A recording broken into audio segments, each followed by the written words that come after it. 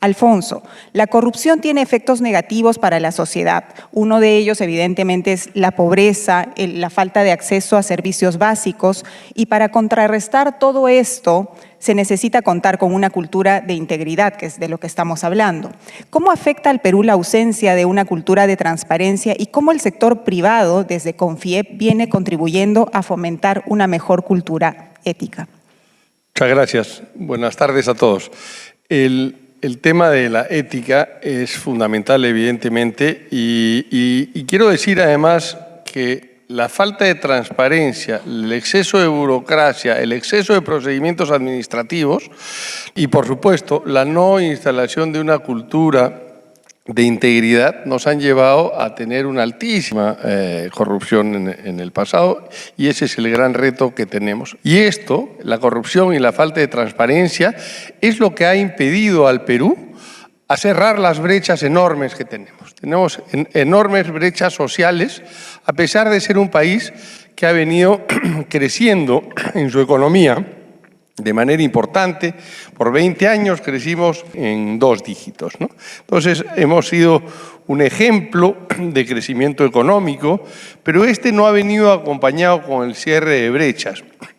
Si bien el ingreso de las personas mejoró y salieron de pobreza millones de personas, del 58% de pobreza monetaria que había en el Perú a principios de la década del 2000, a tener solamente 20% de pobreza monetaria. 20% todavía es alto en el Perú, pero cuando salíamos a la calle y veíamos el país en la situación que estaba, decíamos, en realidad este no parece que sea un país que había derrotado a la pobreza en un 80%. Entonces nos pusimos a medir de otra forma la pobreza, y una de ellas era la pobreza multidimensional, donde además del ingreso monetario comenzábamos a ver los accesos a los servicios básicos en la población.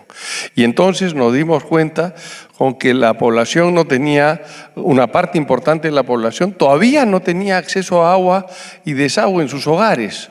Más del 30% hoy día de los hogares peruanos no tiene agua y desagüe.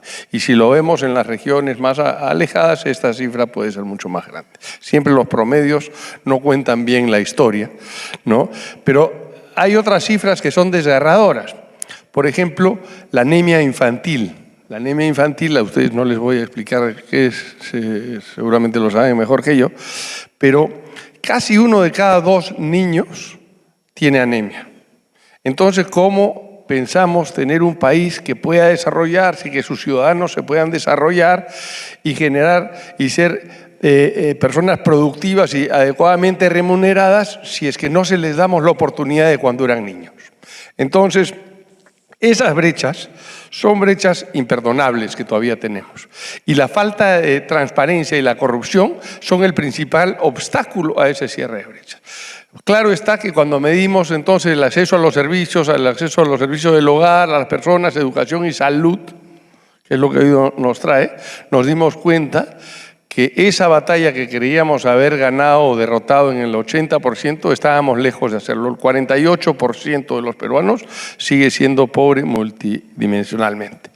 Y es que, a pesar de que el Perú hoy día es un país que tiene recursos económicos, no los está utilizando adecuadamente para combatir con esa lucha.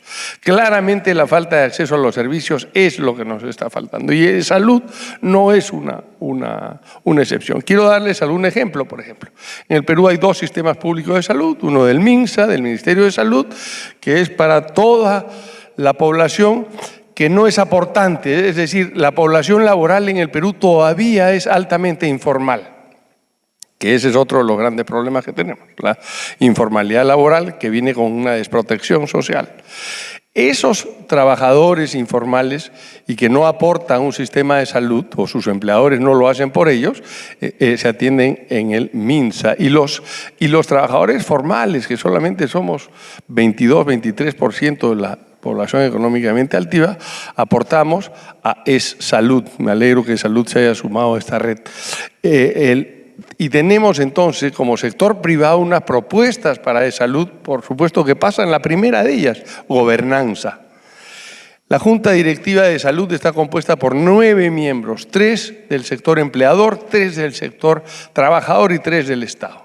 Sin embargo, es el representante del Estado el que tiene la presidencia. Y la presidencia tiene poderes casi absolutos. Entonces, los otros 8 miembros estamos pintados en la pared. Entonces, no hay transparencia y estamos fomentando eso, no hay transparencia. Y finalmente, lo que decía el superintendente, tenemos que estar enfocados en el paciente, que es el único que importa acá. Entonces, hay que preguntarse, ¿estamos recibiendo, habiendo contratado un seguro integral a todo riesgo para el trabajador y su familia, ¿estamos recibiendo el servicio?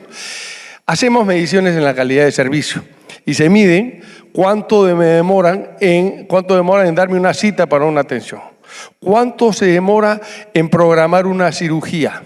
Y finalmente, ¿cuántos de los pacientes que entran a la institución salen con una receta o salen con unos medicamentos aportados? Y estamos jalados en los 3. No estamos recibiendo esta calidad. Entonces, eso empobrece al Perú. Volviendo a la pobreza multidimensional, da absolutamente frustración y rabia ver que peruanos que hayan salido de este flagelo de la pobreza monetaria regresen a ello cuando se enferman ellos o algún miembro de su familia, porque tienen que pagar atenciones médicas ya que las otras no son oportunas. Salud que no es oportuna no es salud, no llega. Entonces, tener que gastar una parte importante de tu patrimonio o de tus ingresos en ello es absolutamente frustrante, y el medicamento que supuestamente me los entregan al salir de la institución no lo hace. Entonces, lamentamos, y hay otros medidores, pero hemos venido acá a hablar de salud. Entonces, ¿qué hace Confiep? ¿Qué hace Confiep? ¿Qué hace el sector privado para esto? En principio, visibilizarlo, después hacer propuestas. Esta propuesta de la gobernanza de salud no es la solución para todo, pero es un buen primer paso. Una vez que tengamos gobernanza y transparencia, podemos ver cuánto cuestan las operaciones, compararlas con las del sector privado, comenzar a fiscalizar desde adentro qué es lo que debemos hacer. No es fácil, la salud es la institución privada, porque es privada, porque vive de los aportes del sector privado, de los empleadores, más grande del Perú. Entonces, sin embargo, deja mucho que desear, ¿no? Queda clara la importancia de la necesidad de una cultura de integridad. Desde su gremio, ¿qué es lo que se ha ido desarrollando en estos tiempos? En términos de identidad del Perú, en Confiep hemos promovido varios mecanismos. Por ejemplo, tenemos el Empresarios por la Integridad. Es una institución promovida por Confiep, donde ayudamos a certificar a las empresas, a tener los mecanismos para evitar temas de corrupción, como estableciendo códigos de ética. Los códigos de ética funcionan.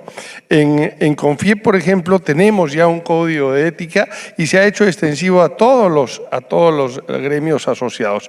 Hace poco estalló un escándalo con laboratorios privados y compra de medicamentos con el Estado.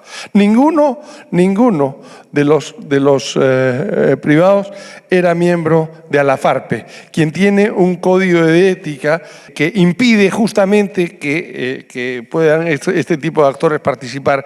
Hemos prohibido eso, pero también hacemos seguimiento, hacemos seguimiento a los nombramientos. El superintendente mencionó idoneidad en concursar a los puestos. Bueno, nosotros hacemos seguimiento a ver cómo se nombran los cargos públicos en el Perú y los alertamos. Finalmente hemos hecho una serie de propuestas para el bienestar de los ciudadanos, cómo puede hacer más eficiente el gobierno del Perú. Una de las cosas es justamente el gobierno digital.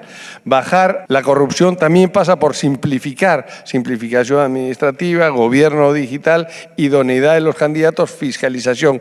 Estoy 100% de acuerdo con lo que ha propuesto el superintendente. El control concurrente de la superintendencia funciona, pero hoy día es potestativo de las instituciones públicas a tomar, porque eso cuesta y la Contraloría les cobra por eso. Entonces hay que encontrarle valor a ese control concurrente. Yo creo que existe, es como en todas las empresas privadas tenemos nuestro departamento de auditoría interna, que es el principal asesor hoy día de las empresas. Lo mismo debe ser en las instituciones públicas. Gracias.